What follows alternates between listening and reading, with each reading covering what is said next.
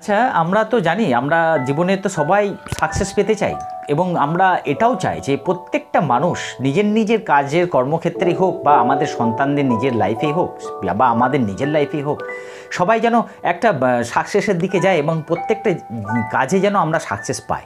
এটা তো আমরা প্রত্যেকটা মানুষ চাই। তো কিন্তু আমরা কেউ পায় না। সবাই ফার্স্ট হয় না, হয় না।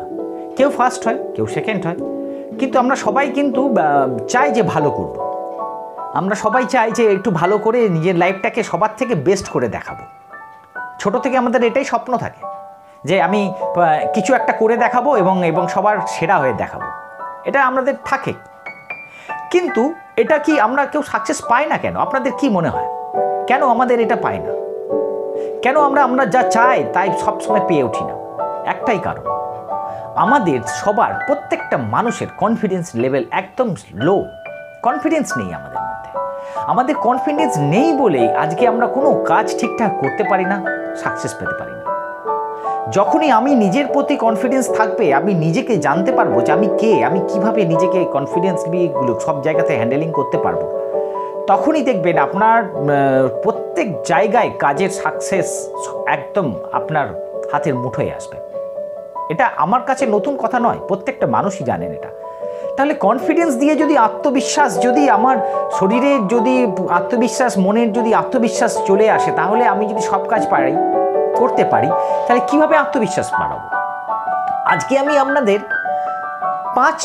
পাঁচটা টপিকস বলবো। সেই 5টা টপিকস ভেরি ইম্পর্টেন্ট, এবং এই 5টা টপিকস যদি আপনি মেনে চলেন, 100% গ্যারান্টেড যে আপনারা প্রত্যেকটা যারা আমার ভিডিওটা দেখছেন তাদের কনফিডেন্সটা বাড়বেন। কারণ এটা শুধু আমি বলছি না, এটা মনস্তত্ত্ববিদরাও বলছেন যে একটা মানুষ যদি এই প্রসিডিওরগুলো মেনটেনেন্স করে, তাহলে অটোমেটিক্যালি তাদের কনফিডেন্স, আত্মবিশ্বাসটা জেগে যাবে।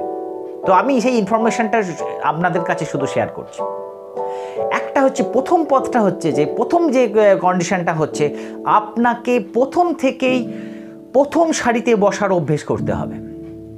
প্রথম থেকেই প্রথম সারিতে বসার অভ্যেস করতে হবে। কীরকম ব্যাপারটা? মানে ধরুন আপনি কোনো একটা মিটিংয়ে গেছেন বা কোনো একটা ক্যাম্পাসিংয়ে গেছেন। আমরা কি করি বলুন তো? কেউ আমাকে দেখে নেবে বলে আমরা কি সবার শেষে বসি না? ক্লাসেও আমাদের ছেলেদেরও আমরা কিন্তু এটা শেখাতে পারি, তার কারণ তাদেরও কিন্তু কনফিডেন্স বাড়ানো দরকার আছে। তারা যদি কনফিডেন্সটা যদি জেগে যায়, তাদের মনের মধ্যে যদি কনফিডেন্সের আত্মপ্রত্যয় ঘটে, তাহলে কিন্তু একটা দারুণ জায়গায় তারা পৌঁছাতে পারবে। সেই জন্যে আমরা কি করব না, তাদেরকেও এটা শেখাবো। তাদের ক্লাসেও যেন তারা প্রত্যেক দিন যেন প্রথম সারিতেই এসেই তারা যেন বসে, এটা আমাদের তাদেরকে শেখাতে হবে। এবং আমরাও প্রত্যেকটা মানুষ যারা সাকসেস পাওয়ার জন্য যারা চেষ্টা করছি, তারা প্রথম সারিতে বসার কিন্তু অভ্যেস করতে হবে। প্রথম দিন হবে না, হয়তো ভয় পাবেন, কেউ দেখে ফেলবে বলে, এরকম একটা মেন্টালিটি জিনিস আসে আমাদের মধ্যে। কিন্তু 1 দিন 2 দিন 3 দিন করতে করতে আস্তে আস্তে এগিয়ে, পেছন থেকে এগিয়ে যেতে যেতে সামনের দিকে বসার অভ্যেস করুন। তাহলে দেখবেন কোন দিন আপনার ভেতর থেকে এতটাই কনফিডেন্স ডেভেলপ করবেন, আপনি বুঝতেই পারবেন। আপনার মন প্রাণ, আপনার ব্রেন সব কিছু কিন্তু মানতে শুরু করবে যে you are the best, you can do everything. এইটাই হচ্ছে মেন জায়গা যে আমার কনফিডেন্স বাড়ানোর প্রথম কারণ। দ্বিতীয়টা হচ্ছে যে আপনি যখনই কারোর সঙ্গে কথা বলবেন, তখনই আপনি কিন্তু তার চোখে চোখ রেখে কথা বলার চেষ্টা করুন। চোখে চোখ রেখে, কখনোই চোখটা এরম নিচু করে নয়। তার কারণ চোখ নিচু করেন তারাই যাদের মধ্যে কনফিডেন্সের অভাব আছে। দেখুন, আমি আপনার সঙ্গে কথা বলছি, যদি আমি চোখ নিচু করে কথা বলি, তার মানে 2-3টে তাদের মধ্যে আমি ইনফরমেশন দিলাম যে আমি খুব ভীতু মানুষ। দ্বিতীয় হচ্ছে, আমি যে সম্বন্ধে কথা বলছি তার সম্বন্ধে ওয়াকিবহল নয়, আমি জানি না। তৃতীয় নম্বর হচ্ছে যে আমি ভালো মনের মানুষ নই। ফলে আমি কোনো একটা এমন কিছু কাজ করেছি যার জন্য আমরা চোখে চোখ রাখতে পারছি না। যদি আমি এই কাজগুলো নাও করে থাকি তবু তাহলে আমার কনফিডেন্সটা তাহলে অভাব হয়ে যাচ্ছে। তো তার মানে আমি এই চোখে চোখ রেখে যদি কথা বলি, তাহলে দেখবেন যে প্রত্যেকটা মানুষ যে আপনার সামনে দাঁড়িয়ে আছেন, আপনার কথা শুনছেন, তিনি কিন্তু তারও অজান্তেই আপনাকে বিশ্বাস করতে শুরু করেছেন। কারণ আপনার চোখ কথা বলে, আপনি কি মনে করেন মুখটাই শুধু কথা বলে? না, চোখেও কথা বলে।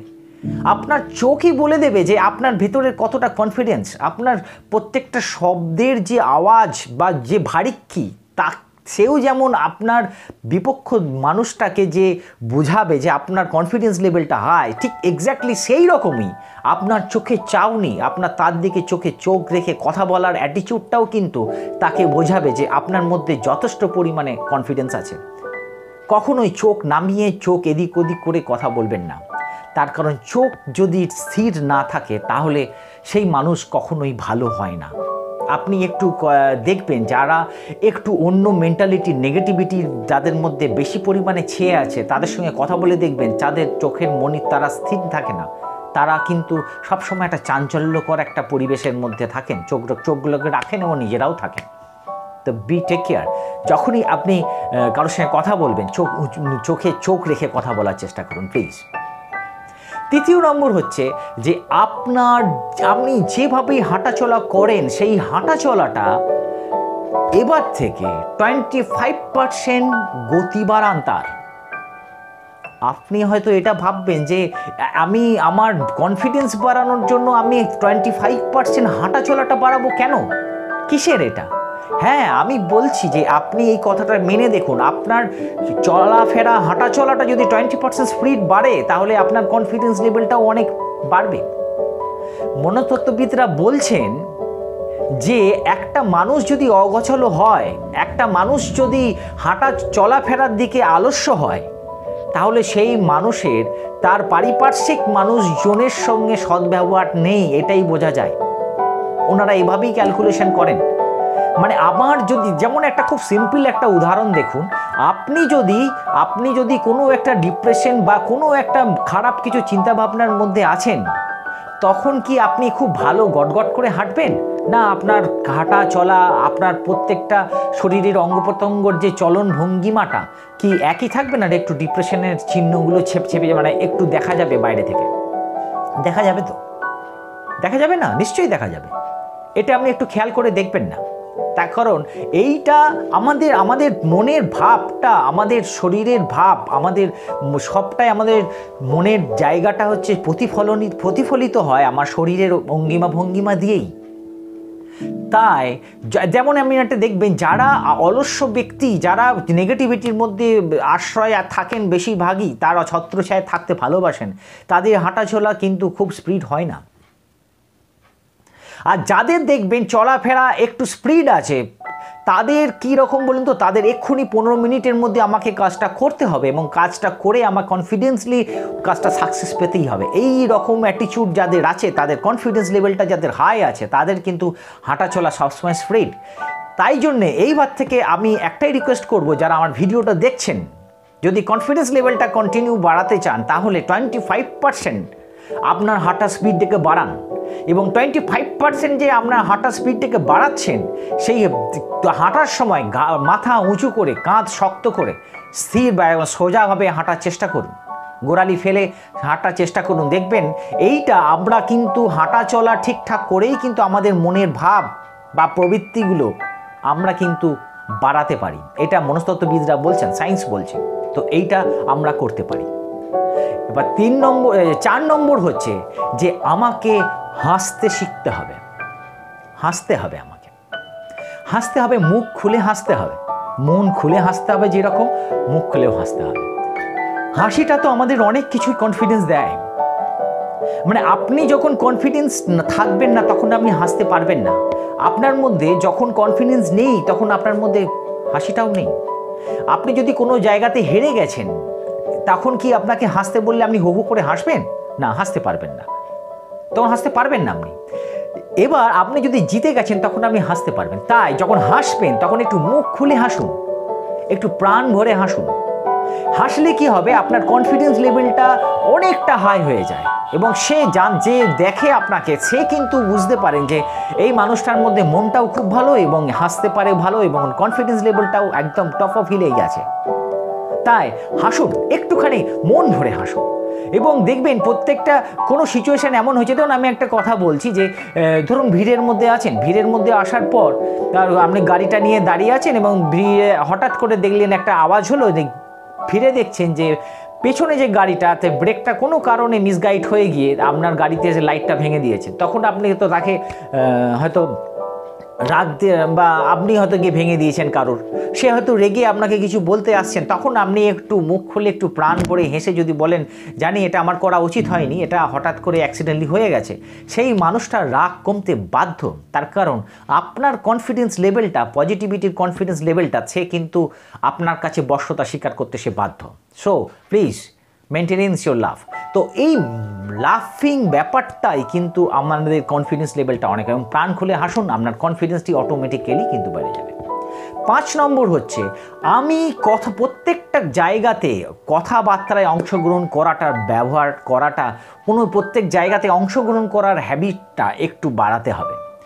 কীরকম বাড়াতে হবে? কোনো জায়গায় হয়তো কোনো কথাবার্তা চলছে, সেখানে না আমি এখানে এখন বলবো না, আমার কাছে অনেক নলেজ আছে হয়তো, আমার কাছে অনেক এক্সপিরিয়েন্স আছে হয়তো, কিন্তু যখন অনেকজনের মাঝে বলবো তখন আমার মধ্যে একটা এরকম মানে একটা কি বলবো, কনফিডেন্স হারানো একটা মেন্টালিটি থাকে যে আমি কিছু বললে হয়তো সে যদি মেনে না নেয়, সেটা যদি ভুল হয়ে যায়, বা যদি কেউ কিছু মনে করে এই আজকে না হোক কালকে বলবো, এইরকম একটা সিচুয়েশন আমাদের মধ্যে আসে। তো এইটা আসে এই কারণেই যে এইটা আসে কারণ আমার কনফিডেন্স অভাব।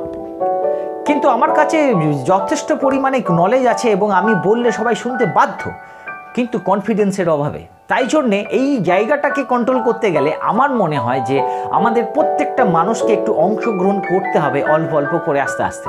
কেউ কিছু কথা বলছে, সেই জায়গাটাতে একটু ছন্দে মিলিয়ে আর কি তার সঙ্গে একটু কথা বলার প্র্যাকটিস করা, এগুলো করতে করতেই দেখবেন একসময় হ্যাবিচুয়েট হয়ে গেছে। অংশগ্রহণ করুন কোনো জায়গাতে, কোনো অনুষ্ঠানে, কি ছেলে মেয়েদের কথা বলছি, তাদের কনফিডেন্স বাড়ানোর জন্য কোনো একটা পাড়াতে কোনো কবিতা আবৃত্তি, এভরিথিং যেসব অনুষ্ঠান আছে ছেলে মেয়েদেরকে একটু ইনভলভ করুন, তাদের কনফিডেন্স লেভেলটা অনেক বেড়ে যাবে। প্রথমবার হবে না, একবারে দেখুন আপনি কোনো জায়গাতে কথাবার্তা অংশগ্রহণ করে 20 বারের বেলায় কিন্তু আপনার যে এক্সপার্টটা থাকবে, আপনার মধ্যে যে এক্সপার্টিসটা কাজ করবে, সেটা প্রথমবারের বেলায় তো সেটা করবে না, এটা তো স্বাভাবিক নিয়ম। তাই প্রত্যেক দিন, প্রত্যেকবার, প্রত্যেক কাজে যদি আপনি নিজেকে ইনভলভ করেন, কথাবার্তায় অংশগ্রহণ করতে থাকেন, তাহলে দেখবেন দারুণ কাজ হবে। এবং ছেলেদের ক্ষেত্রে যখন তারা ক্লাসে যাচ্ছে, তাদেরকে যখনই ম্যাডামরা প্রশ্ন করছেন বা স্যাররা প্রশ্ন করছেন, তখন যদি তাদের উত্তর দেওয়ার মেন্টালিটিটা যদি আমরা জাগাতে পারি, সবার আগে দাও, তুমি কথাটা ভুল হোক না হোক জানাও, তাহলে ভুল হলেও তো টিচাররা তো তাদের শিক্ষাটা, তাদের ভুলটা সংশোধন করে দিতে পারবেন। কিন্তু এতে একটা জিনিস তো হবেই ডেফিনেটলি, যেটা হচ্ছে কনফিডেন্স লেভেলটা বাড়বে, আত্মবিশ্বাসটা বাড়বে। তো এই 5টা টপিকস যদি আমরা প্রত্যেকটা মানুষ মেনে চলতে পারি, মনস্তত্ত্ববিদরা বলছেন যে এই 5টা কারণ যদি আমরা খুব মন মতো করে মেনে চলি, 1 থেকে 2 মাসের মধ্যে আমাদের কনফিডেন্সটা দারুণ ম্যাজিকের মতো কাজ করবে, বেড়ে যাবে। তো প্লিজ এটা করে দেখুন, আমাদের প্রত্যেকটা মানুষেরও দরকার, আমিও করছি। কিন্তু একটা কথা, এইগুলো করলেই শুধু হবে না, মন দিয়ে করতে হবে এবং সেটাকে অ্যাপ্লাই করুন। করে দেখবেন আপনারা যে সাকসেস পাচ্ছেন না, বা যেখানে আপনার ডিপ্রেশন, কনফিডেন্সের অভাব হচ্ছে, সেগুলো ক্লিয়ার হবে। যাই হোক, আমার ভিডিওটা যদি ভালো লাগে তাহলে একটু শেয়ার করে দেবেন, একটু সাবস্ক্রাইব করে দেবেন। আবার আমি একটা নতুন টপিকস নিয়ে আবার হাজির হব। নমস্কার। বা আমাদের ছোট্ট ছোট্ট শিশুদের খাওয়ার ইচ্ছে বাড়ানোর জন্য কয়েকটি ম্যাজিক স্ট্রিপ বলবেন। সেই টিপসগুলো যদি আপনারা পেতে চান তাহলে অবশ্যই সাবস্ক্রাইব, লাইক করবেন এবং নোটিফিকেশানটি অল করে দেবেন। আমরা আবার আসবো, বাই।